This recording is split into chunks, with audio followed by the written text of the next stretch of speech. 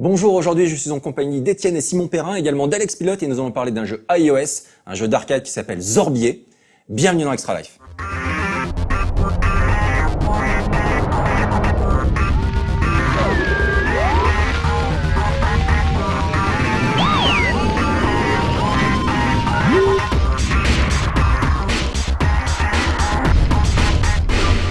Alors Zorbier, ici on a les deux créateurs du jeu. Donc Simon et Étienne Perrin. Bonjour. Et on a un des super players, quelqu'un qui a passé énormément de temps à y jouer. J'ai beaucoup joué, ouais. Voilà. Donc voilà, c'est parfait, c'est le plateau qu'il nous fallait. On va commencer un petit peu par aborder votre parcours dans le jeu vidéo. Donc Zorbier, c'est pas votre premier jeu. Par exemple, toi Étienne, tu avais fait un jeu qui s'appelle Jauge juste avant, qui est juste excellentissime également. Merci. Et est-ce que tu peux me parler un petit peu de ton attachement au jeu vidéo? Qu'est-ce qui t'a amené à faire du jeu vidéo? Je joue au jeu depuis que je suis tout petit et j'en fais aussi depuis hyper longtemps en fait. Un peu comme Simon, de toute façon on a grandi là-dedans. Avec quoi? Vous avez grandi du coup avec de la console? On a démarré Amstrad, Amiga, c'était traumatisme. Après on est passé à la console aussi. Enfin un peu de tout en fait, PC aussi. Enfin on a eu une Mega Drive. C'était un gros changement. Ouais. Et surtout, on l'a gagné à Micro Kids. D'accord. C'est une anecdote. Donc vous Et tout de suite les images. Non, mais ouais, voilà. Après, ouais, non, on fait des jeux depuis qu'on a 15 ans, même avant. Moi, je me rappelle avoir même testé Amos quand j'avais 7-8 ans en Amiga, donc c'est ultra vieux, en fait, l'envie de faire des trucs. Et traumatisme dans quel sens pour l'Atari l'Amiga? Genre le choc de la découverte ou le traumatisme? Parce que l'Amiga, il y avait quand même plein de jeux barjots. C'était souvent des jeux nuls, mais les univers étaient barjots. Il y avait des bons jeux quand même. Oui, il y avait des bons jeux, mais quand des jeux comme Shadow of the Beast qui nous ont traumatisés, c'était des jeux un peu nuls. Enfin, ils étaient très mal pensés, tout ça, mais les univers étaient tellement fous que quand t'es petit et que tu vois ça, ton cerveau y explose, quoi. Et c'est vrai qu'en plus, il y avait toute la scène des démo makers, ces machines-là, et c'est un truc qui a donné énormément envie à plein de gens de créer aussi, de faire leur propre jeu, de tester un petit peu, de faire des démonstrations techniques de leur capacité. Et c'est vrai que c'était des bonnes plateformes pour apprendre. Ouais. Qu'est-ce qui vous a... Et toi Simon? Donc pareil, à peu près le même parcours. Oui, on est frères, du coup, forcément. Est-ce que vous aviez, du coup, est-ce que vous avez déjà essayé de travailler, donc à l'époque de l'Amiga par exemple, sur un projet commun? Et est-ce que du coup sur ce projet commun vous vous êtes en fait attribué des rôles entre guillemets ou des choses qui sont genre moi je suis programmeur, toi t'es game designer, ou ça a toujours été genre un peu on change? On était plutôt des dessinateurs en fait à la base. On s'est orienté jeux vidéo parce qu'on y jouait, mais le dessin c'était ce qu'on faisait 24 heures sur 24 aussi. Et il y a eu un déclenchement à un moment donné. On s'est mis à faire des jeux parce qu'on a eu un PC en fait plus que l'Amiga. Et on a commencé à faire du son, du graphisme et des jeux vidéo parce on trouvait des outils qui nous permettaient de le faire. On a tout mélangé, quoi. Ouais, c'est ça. Voilà. Qu'est-ce qui vous a amené à passer du coup sur iOS, à faire des jeux sur smartphone et tablette tactile? Est-ce qu'il y a eu un déclic particulier? Est-ce que ça répondait à un besoin d'un éditeur ou une logique de marché? Peut-être plus une logique de marché, on va dire vite fait, mais déjà. On n'a pas allé au bout du truc, mais donc on a démarré dans le jeu vidéo aussi beaucoup par le pixel, parce que du coup on savait faire ça. Donc un peu de GBA, beaucoup de téléphones portables aussi. On a bossé pour Gameloft un temps aussi. Après on a avancé, donc ça fait longtemps qu'on n'y est plus. Mais du coup c'est un univers, les jeux de téléphone qu'on connaît depuis longtemps en fait finalement. Et non là, nos outils permettaient de sortir un jeu sur iOS. Et puis parce que il y a du monde sur iOS, donc on peut toucher du monde, donc autant essayer d'y aller.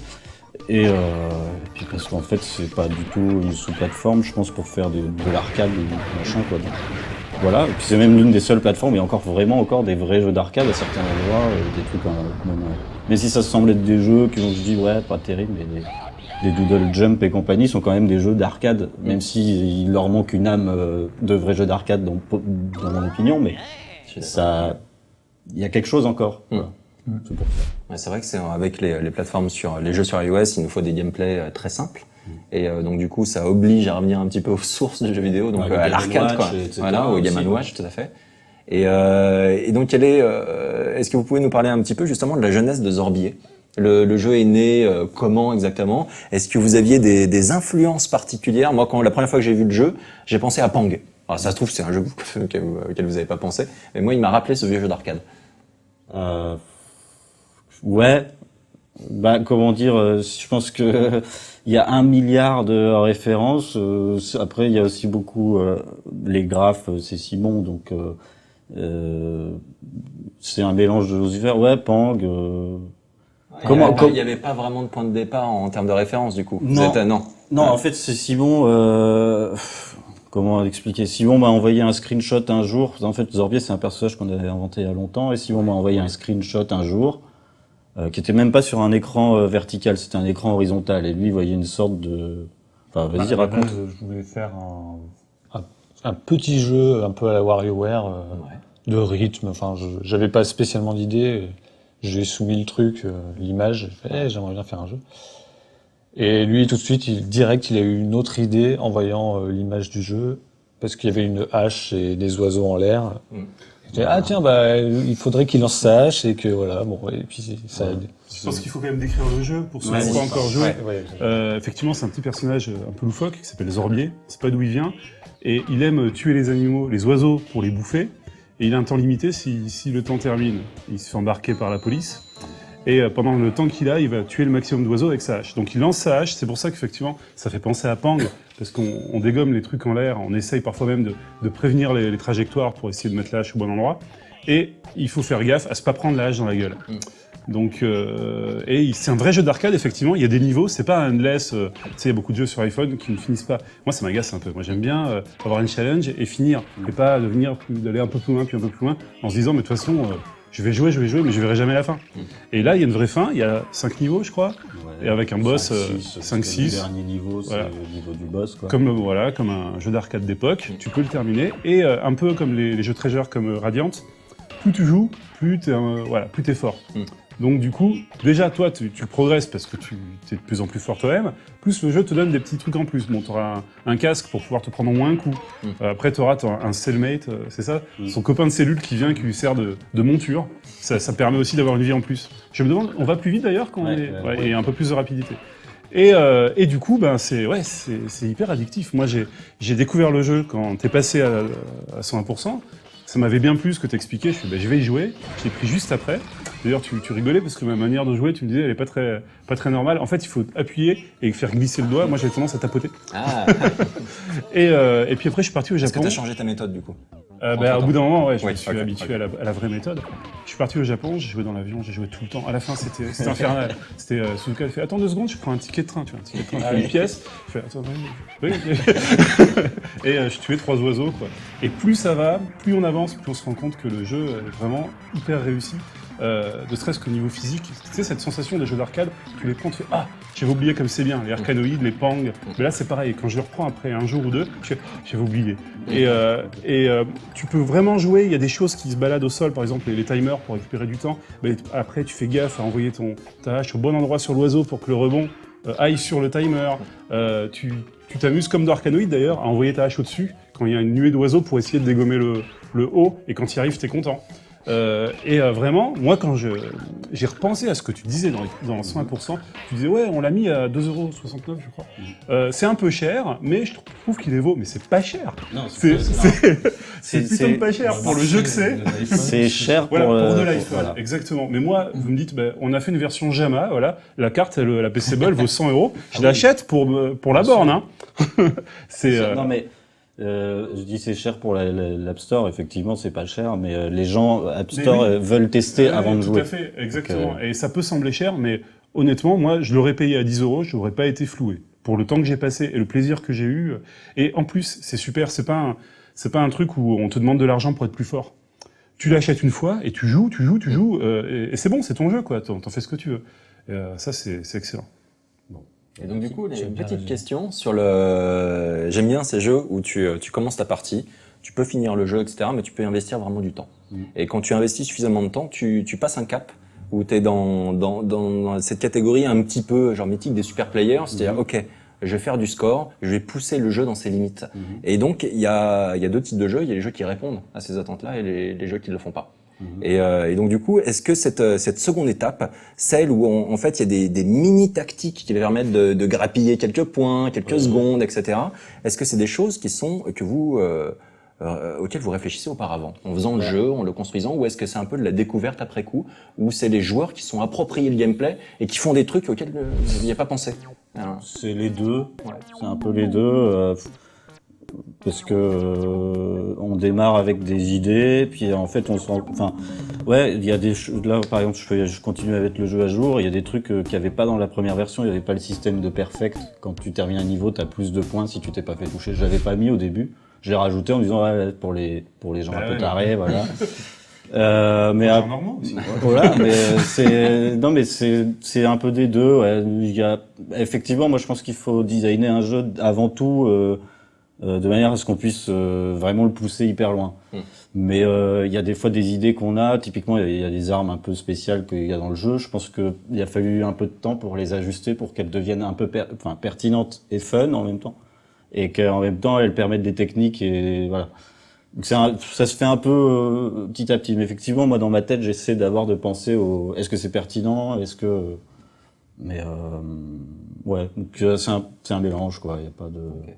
Comment vous faites justement pour ces jeux qui sont purement arcade, pour vous assurer de leur qualité? Est-ce que vous avez une communauté un petit peu des amis ou la famille ou des proches ou d'autres développeurs je crois que c'est la famille, c'est ça, ou... Il y en a pas mal. Vous avez des testeurs quoi autour de vous? Notre sœur a beaucoup joué très longtemps. Voilà. Mais pas tant de monde que ça finalement. Moi je développe beaucoup. D'ailleurs, j'ai plein de gens qui me le reprochent en disant ah ouais mais on peut pas t'écoutes pas nos conseils et tout, mais je fais beaucoup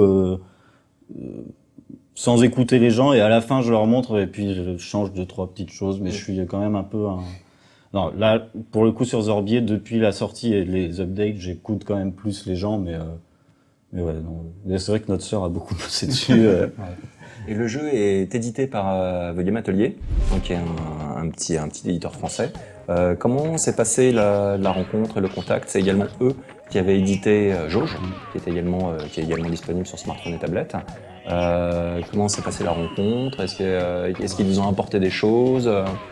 Alors, en fait, Fabien et David, moi je les connais très bien d'une boîte où je bossais quand je suis arrivé à Paris, donc Vivendi Mobile. Okay. On s'est rencontrés là. Du coup, c'est des amis en fait. Ouais. Et voilà, ils ont fait Game Atelier, et c'était assez évident que... C'est eux qui m'ont contacté pour Jauge en fait, parce que j'avais fait une version PC aussi. Tout à fait. Et comme c'était pratique aussi d'avoir une boîte qui a aussi des adresses pour aussi faire la com et tout, bon c'est allié. Et puis en fait j'ai fini Jauge, et comme ça se passe bien, j'avais Zorbier en tête. J'avais aussi un autre jeu, et puis finalement c'est Zorbier qui s'est fait, mais ouais voilà, c'est aussi une manière de se faciliter la vie de niveau com et tout. Là, c'est le truc le plus relou à gérer en fait. Du coup c'est un coup de pouce quoi. Okay. C'est bien. Et donc du coup, est-ce que ça doit être chiant parce que du coup il y a des nouveaux systèmes là, il y a iOS 7 qui est sorti, et donc ça nécessite sans arrêt de revenir sur le jeu qu'on a terminé dans l'absolu. Il faut l'updater, il faut faire des modifs, etc. Il faut sortir une nouvelle version pour que ça fonctionne sur les nouveaux smartphones avec le nouvel système d'exploitation. Enfin c'est un peu galère, et ça je me dis toujours genre. Et ça vous empêche automatiquement d'avancer sur un autre jeu, sur un autre projet. Est-ce que vous gérez ça comment, du coup, le temps consacré à d'autres idées et le temps consacré à un jeu qu'on a déjà terminé mais qu'il faut continuer à suivre? Là pour le coup ça va, puisque... Vous avez de l'aide peut-être? Non, je suis... D'ailleurs depuis la sortie, Simon maintenant il bosse aussi pour une boîte, du coup c'est plus moi qui suis à temps plein maintenant à faire les mises à jour, lui il continue à faire quelques drafts. D'accord. Voilà, mais non, c'est... qu'est-ce que je disais? Sur le système d'exploitation. Oui, ça va encore, c'est qu'en ce moment, toutes les mises à jour qu'on fait, c'est toujours de l'ajout de contenu. On rajoute des boss, on va rajouter de nouvelles armes. Du coup, là, j'ai toujours l'impression de me marrer à rajouter des trucs, et c'est même la période la plus marrante, parce que comme tout le moteur de jeu est là, rajouter un ennemi, ça peut aller relativement vite, et c'est assez jouissif. Allez, on en rajoute, on en met. C'est ça aussi, toutes les updates qu'on veut mettre dans le jeu, on veut vraiment du vrai contenu, quoi. Rajouter des boss et des vrais trucs qui... Et pourtant, le jeu est déjà extrêmement fourni. Ce qui est stupéfiant, c'est de voir qu'à chaque partie, quasiment au début, on fait des parties différentes tout le temps. Ouais. Je sais pas pourquoi, mais le décor change pour des raisons inexpliquées. Selon que tu démarres, c'est la nuit, le jour, le décor, t'as des personnages curieux qui passent devant, qui passent derrière. Parfois, tu fais quasiment tout le jeu à dos d'oiseau. Parce que t'as pris un bonus qui t'a envoyé en l'air, alors tu retombes sur un oiseau qui te regarde méchamment, d'ailleurs c'est très très rigolo. Et du coup, on fait des parties comme ça qui se ressemblent pas.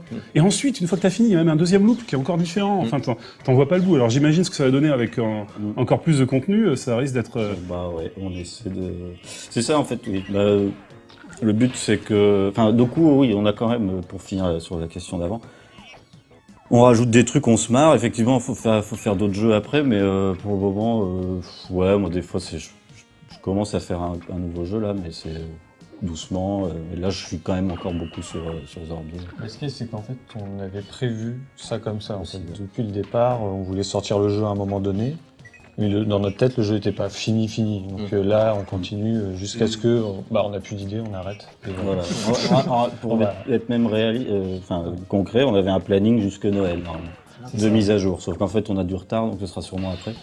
Mais on va on est à la version 1.3, la 1.4, on vient de la terminer bientôt, on va bientôt l'envoyer. Et normalement, on va jusqu'à la 2.0. Donc, avec une nouvelle fin et des trucs qui vont plus loin, quoi. Donc, voilà. C'est déjà plus longtemps, là. Donc c'est un jeu aussi où il y a énormément de détails. C'est un petit peu comme Metal Slug, tu fais des parties, et t'en découvres toujours après.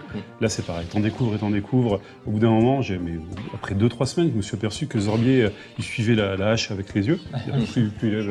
Tu vois, je t'avais pas vu au début. Je me suis aperçu que les bonus qui se baladent au ras du sol, ils sont soumis aux mêmes malédictions que tu peux avoir toi. Donc tu peux aussi jouer là-dessus. Genre, il va prendre un slow si je l'évite. Ça, pour moi, c'est vraiment la marque des bons jeux.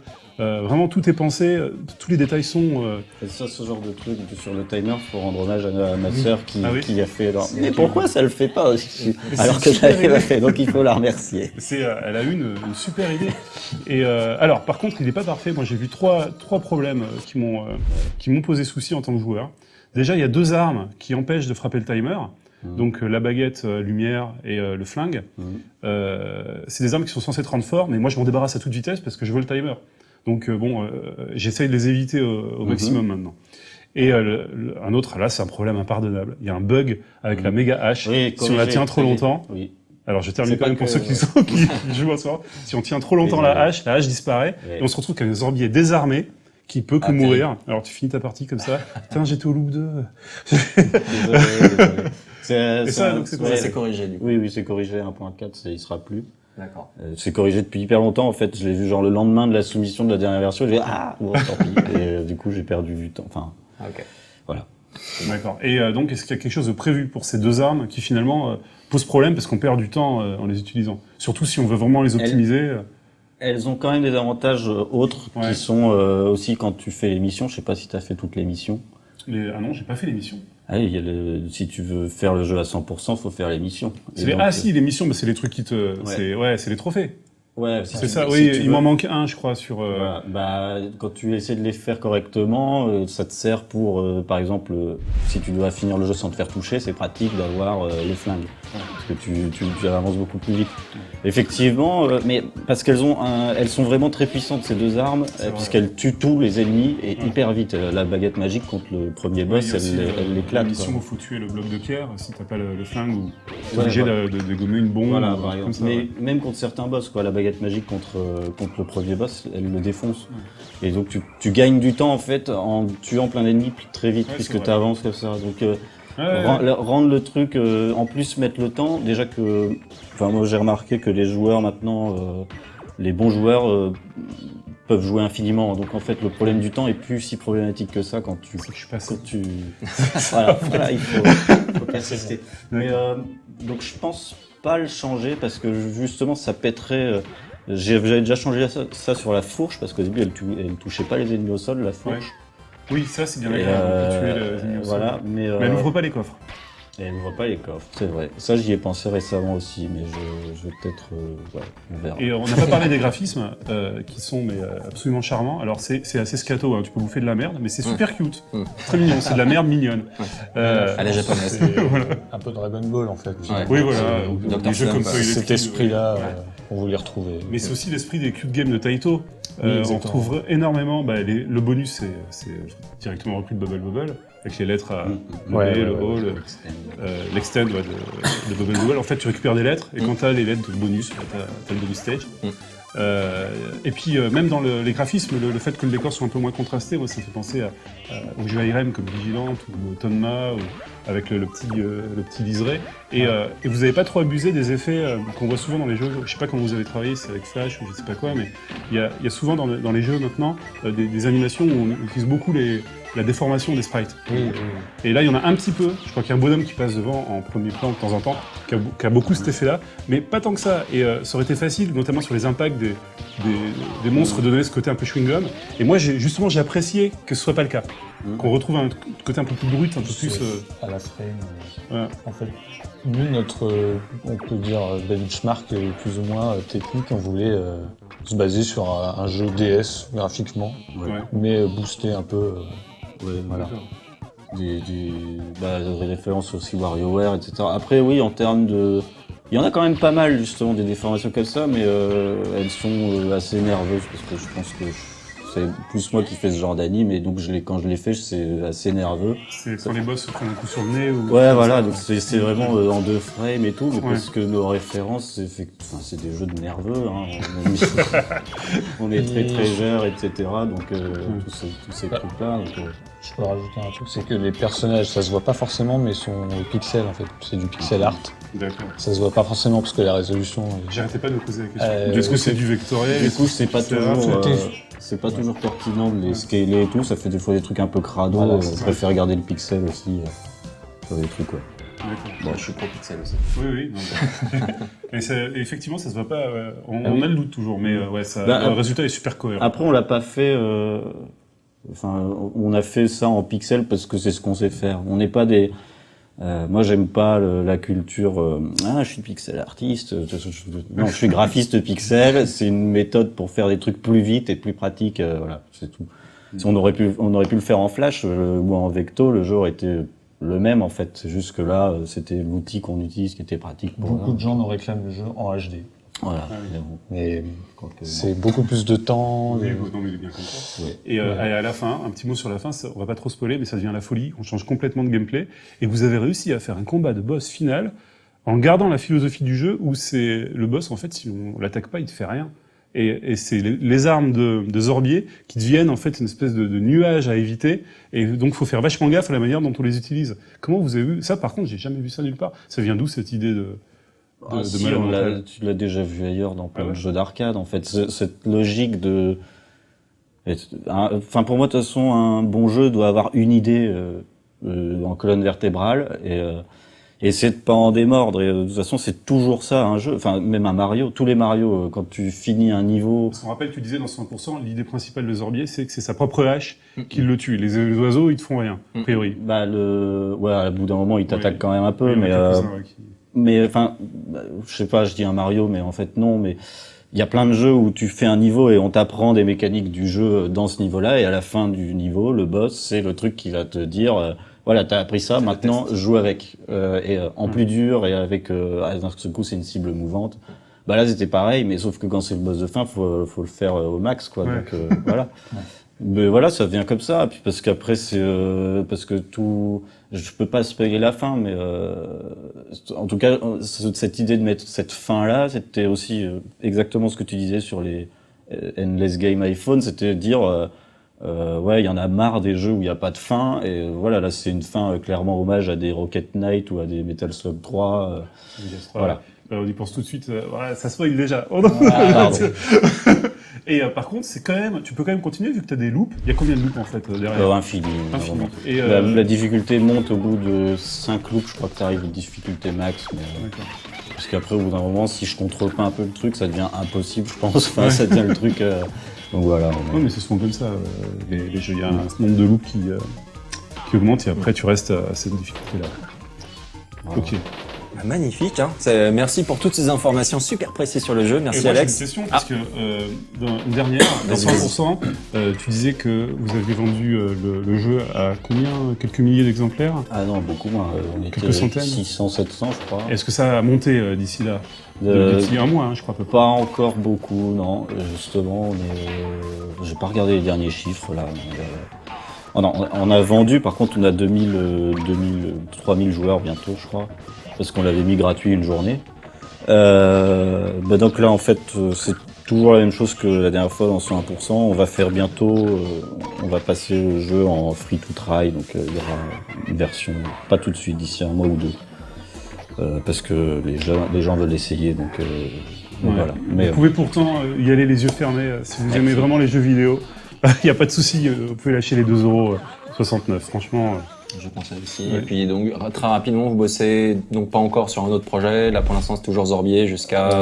Si moi j'ai commencé un jeu qui a rien à voir, ça va être un jeu d'horreur, mais voilà, pas du tout, plus du tout arcade en fait.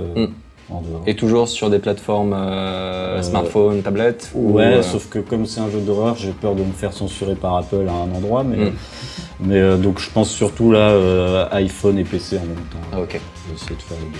Très bien. Merci beaucoup d'avoir accepté de participer à cette émission et d'avoir fait Zorbier. C'est visiblement extrêmement apprécié. Oui. Merci beaucoup. On vous encourage tous à y jouer et on se retrouve très bientôt pour un prochain Extra Life.